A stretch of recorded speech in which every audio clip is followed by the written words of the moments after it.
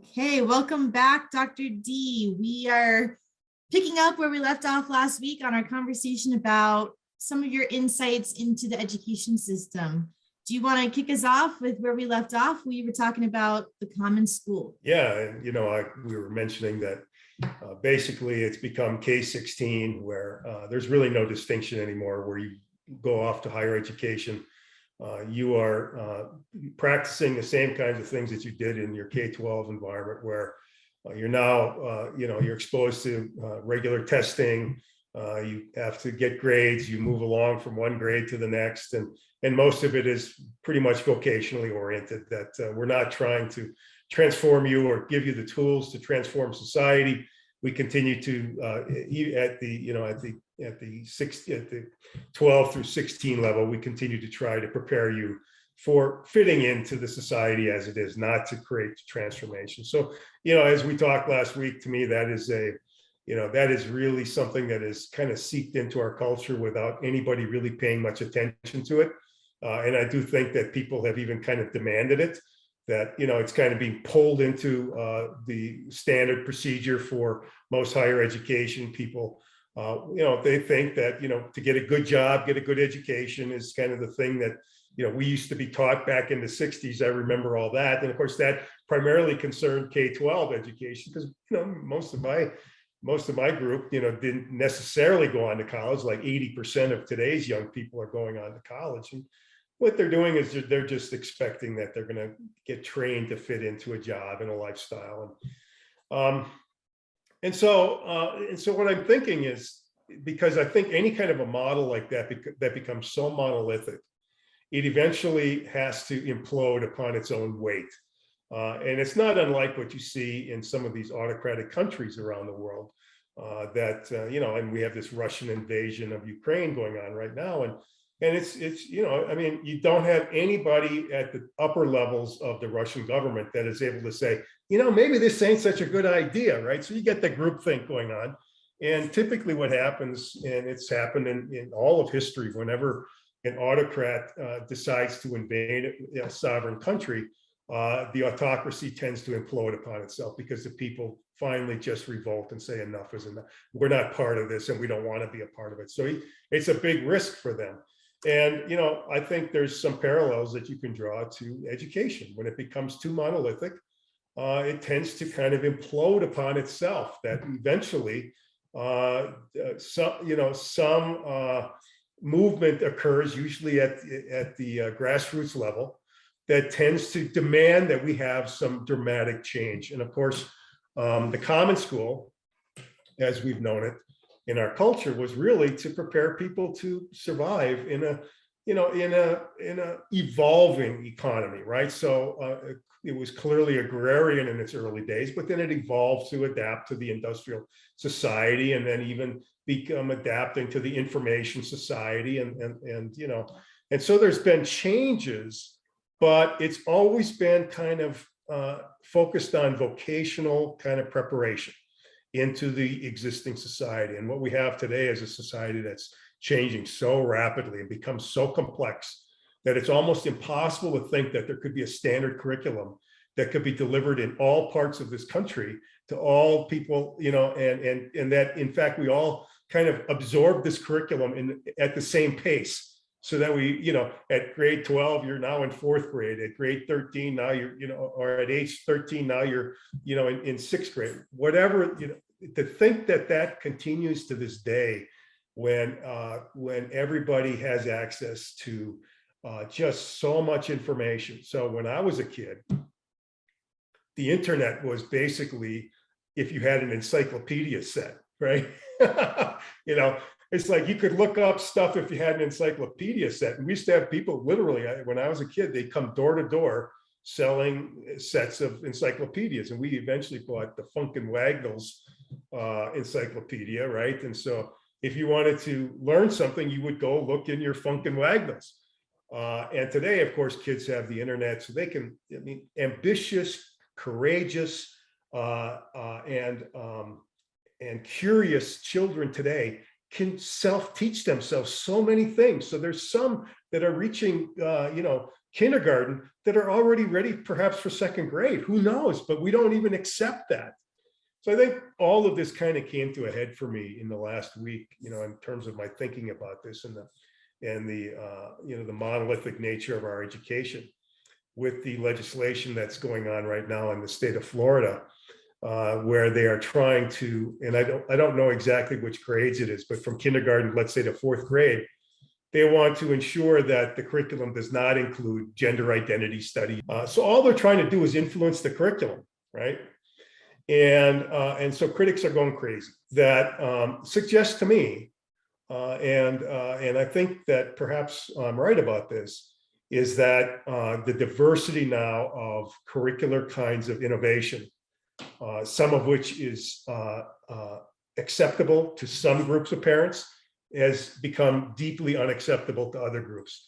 So I simply see a potential for a massive disruption of the common school system and a common curriculum, given that we have such diversity now of thought about what kinds of things are appropriate at different ages of maturity for students. And I think this might be the beginning of the fractionalization of education, which could be a really good thing. It's dangerous from the perspective of culture, where at least in the 50, United States, we want to assume that we have a common history, a common culture. And that kind of holds us together when we believe that we have a shared history and a shared culture. If we can't have that anymore as a common theme, then clearly we might even see that the fractionalization of education leads to a fractionalization of our nation state, right? And the nation state as a innovation, political innovation, kind of came to be around the same. Actually, it predated the common school movement. Like the nation state is this massive political entity where you've got town hall meetings where people locally can have some influence, but then you've also got a federal government that sort of takes precedence over all of that, and it presupposes that we share a common culture, right? So, but if we fractionalize education so much that we have no common culture to teach anymore, then it's quite possible that you'll see a breakup of the United States into separate kinds of sovereign areas, and that could happen. And I don't know if that's a good or bad thing, but that could be the result of the fractionalization of education. Can you talk a little bit about how education is kind of the last holdout for that fractionalization? So as other industries and sectors have become more independent from one another, we haven't seen that total fallout yet. So why do you think education might be that catalyst? Yeah. And what does this mean for families and students that have mobility in their lives, right? I was a child of someone in the military. I moved every 2 years. So although I don't agree necessarily with everything about the common school model, I know the intention is so that if I move from North Carolina to Mississippi, it's going to be relatively predictable for me to go to the next grade. Yeah. So talk a little bit more about that. Yeah, no, I just think, I think we're at the very leading edge of this thing. And I think some of these more radical innovations in education are going to really drive. And I mean, it's not like we haven't seen the fractionalization already. There's a lot of religious schools that teach curricula that you cannot teach in public schools, for example. Value systems and those kinds of things can't be taught, generally speaking, in the public schools. But I think the education union has been such a powerful union that it's very difficult to make changes, right? And you make changes on the margin, and typically those involve things like administrative practices and salaries and days off and those kinds of things. But rarely does it affect the curriculum. But I'm seeing now. I mean, when you see the revolts that are happening in school board meetings, I've never thought of school boards as sort of a place where we have this tremendous political dissent like we've seen, right? And it's almost to the point where some of these have become, quasi-violent, and I don't endorse that. I think that's terrible. I would prefer a civic discussion that's going to lead us somewhere to a point where we can preserve elements of the common school. And the other piece, I think, Kate, that is really important here is the advent of new innovations in technology. And, we've all changed our lives as a result of COVID. I haven't, I've in the last 2 years, I've only taught one class in the classroom. Everything else has been online, and it seems to be going along pretty well.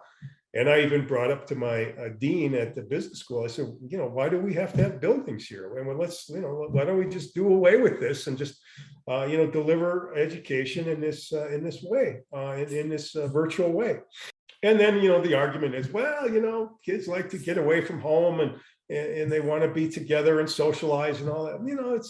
And we've come to believe that schools are this necessary social meeting ground.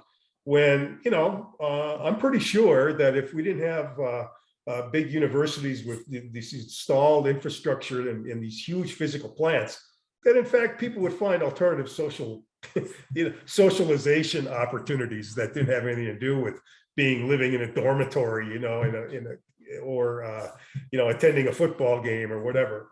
You don't see collegiate sports, for example, in Europe. So it's like, okay, so what do they do instead of collegiate sports? Well, they have amateur sports. So little communities will have teams, right, that then compete against other communities, and that's a very effective way to create esprit de corps, to have the same kind of tailgating parties and everything else that we think are a necessary part of university life. And of course, universities have now had to create these labyrinthine administrative structures to be able to handle all this stuff that they deliver that could be easily outsourced. So I think the two movements that I see really kind of coalescing here are the fractionalization of the curriculum and the desire for parents not to necessarily submit their children to these monolithic programs that are decided by school boards, right? And they're starting to pull their kids, in fact, out of school. They're doing homeschooling, which has become available to more and more people because of the internet and all of the technologies that enable you to stay connected, even though you're maybe working out of a home classroom, right? The social experience is not quite the same. That's one thing, is this demand for education that suits my value system. And then, of course, the technological revolution, which is running very, very rapidly now. And I mean, these video conferencing technologies and everything have really advanced and have given us opportunities that we didn't have before. I think the third movement, Kate, if you will, is our more our connection to our homes has really increased dramatically as a result of COVID. We all recognize now that we can work out of our homes. And, if gas is going to be $7, $8, $9 a gallon, maybe COVID isn't going to keep me home anymore, but the high price of gas sure might. And oh, by the way, I've learned over the last 2 years, it ain't so bad to kind of work out of the home. Now, I love socializing, and and it's one of the things that really gets me excited, is to have big groups of people and engaging and conversation and so on. But this is something where we have reconnected to our homes, and that's kind of a return to the agrarian past, where literally when you woke up in the morning, you were at work. And we're kind of returning to that now in the information age, where we can wake up and walk to another room, maybe just you're still in your shorts or whatever, and put on a shirt, and suddenly you're a business person. So these things are combining to give us opportunities for parents to be connected to their families and their children and their home in ways that we had begun to outsource. That perhaps parents will begin to have opportunities to be more deeply embedded with their children. Yeah, and I think when you're in it, it's hard to see what are the positive or negative disruptions that come out of it. But in the 1970s, Hawaii is all one school district. And the Hawaiian families decided that they were underwhelmed by what the education system was delivering to their Yeah. students. They bonded together and they all boycotted the schools. They pulled their whole students out and realized they had tremendous power in doing that. And now the school district, the way it functions is really different than any other school district in our country. Hawaiian values and identity and dance and music is much more a part of their program for the better of all students, whether they're Hawaiian or not, because they're living there. And it's really been a positive revolution in customizing the curriculum and customizing the delivery that suits their needs uniquely to Hawaii, rather than getting curriculum that was delivered, meant for delivery in Texas and Arizona, so there's a little bit more freedom in what you can teach there. So I think it's always uncertain when we're in it, but it doesn't have to be a bad thing, but it is going to be a disruption for sure. Yeah. And education, I think COVID made a lot of families hear and see what's going on with their students. And I don't think a lot of people are happy right now with what they're seeing. That's a fascinating story in Hawaii. And it's interesting when you use the term revolution, that it literally takes a revolution. It's amazing how embedded and how entrenched education and various curricula become. And of course, it's not just a function of human nature that's part of it. That's a big part of it. Our resistance to change and everything. And certainly when teachers have been teaching the same topic for years and years and years, to ask them to use new textbooks or different, teach something completely different, it can be extraordinarily challenging. And I can tell you right now, as a teacher myself, if somebody told me what I was supposed to teach in the classroom, I would be totally appalled by that. So you have that piece of it, but then as well is the financial part of it, right? So it's very difficult for schools to adopt textbooks that are going to be, or anything that's going to add to the expense of what they're doing. They're living on such thin budgets.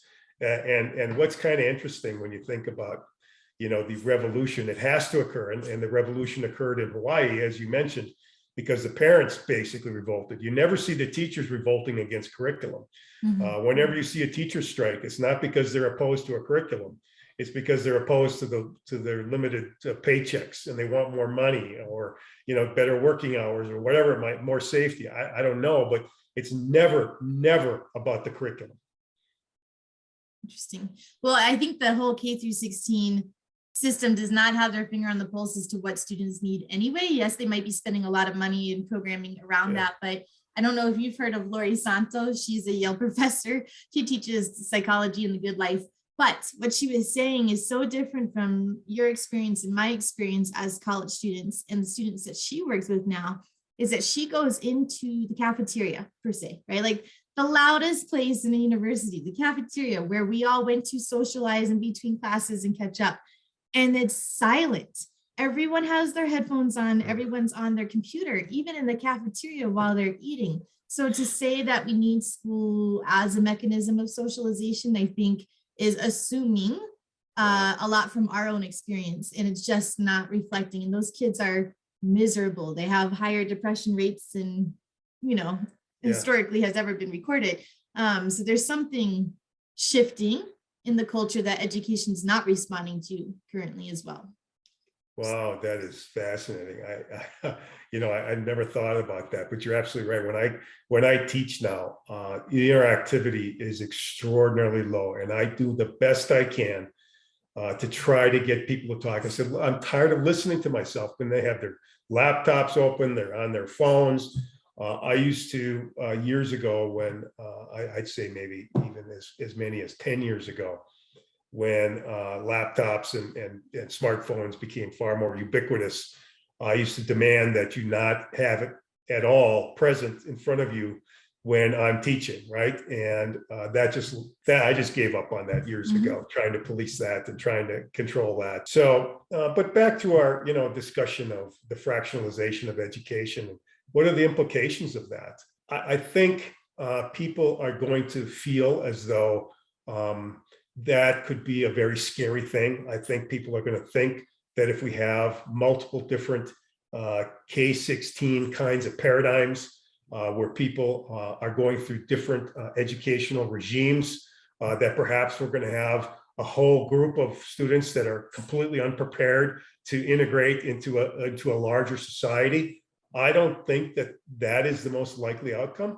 I think more likely is we're going to have better ideas about how to transform the future in ways that we currently aren't engaging. So many of our students today. In fact, I'm just going to make a wild guess that it's like 90% of the students that I teach today are only interested in learning in at least in the classroom, in the formal education. They only want to learn what's going to be on the test. If I give them some free readings, some optional readings and things that I think are going to be helpful to them and putting things into context, and I tell them, look, this is not going to be on the test, 90% of them are not going to dig into that material. So what we're missing out on is really helping people absorb the joy of learning and the joy of having a life of curiosity, right? And trying to be the first one to see what's lurking around the corner. We've taken that out of our formal education entirely, and we have created a whole generation of people that however you want to phrase it, they have sort of a GPA mentality. And they think that their grades are sort of determining of their own intellectual ability, and it clearly is not the case. And that's unfortunate, right? So we don't help people understand that intellectual capacity goes far beyond what you might be able to reproduce in a 15-week time frame of a standard college course. And most people are bored to tears in most standard college courses. So I don't blame them one bit for only wanting to learn what's going to be on the final exams. We have trained them to behave this way, and I think it's time for us to fractionalize education, to give parents an opportunity to decide what curriculum is going to be best for their children, and let the marketplace kind of decide. I mean, the marketplace will be more in terms of, it's like the voucher system, right? The voucher system, you're supposed to be able to take your public school, your common school payments, whatever they make to the schools, take that with you to whatever school you wanted to go to. And that, for some reason, is hugely controversial, right? Because, oh my gosh, let's not get to a point where schools are actually competing for students, where they're going to have to really up their game and have a creative, curriculum that is going to help students become better global participants than what we're creating today, right? And it comes up, it's a part of the discussion, but just like daylight savings time, it's embedded, and you just don't have enough political will to change things. So I think the only way things will change is when you have people like your parents in Hawaii that say, we've had it, we have to find an alternative, or we have to create our own alternative. And I think there will be more and more entrepreneurs that will see the opportunity for educational disruption, not just technological. That's what it was back in the early part of the 2000s with the University of Phoenix and things like that. It was just a technological revolution. We also need a curricular revolution. And that's where I think entrepreneurs have a tremendous opportunity over the next couple of decades. That's great. It's really exciting. It's exciting to be in this work right now because I do see so much potential. Any parting thoughts for us today? Yeah, I think what we need to do is if anybody is interested in doing this, but just keep watch on that legislation in Florida. But anyway, he was on CNBC this morning. He literally had a meeting with the Florida governor to try to stop this legislation, right? So even big companies are getting involved in fighting curricular innovation, and for whatever reason, right? I don't think that's necessary. I would rather see it be handled at the school board level. But anyway, just it'd be something to keep a watch on. The other thing I think is to continue to watch the return to the home, and to see how that begins to evolve. And hopefully some entrepreneurs will recognize that there is a tremendous opportunity to deliver curriculum into the home for families to help their children become global citizens in a very dynamic new world that we're entering. Wonderful. Thank you. And we'll see you next time.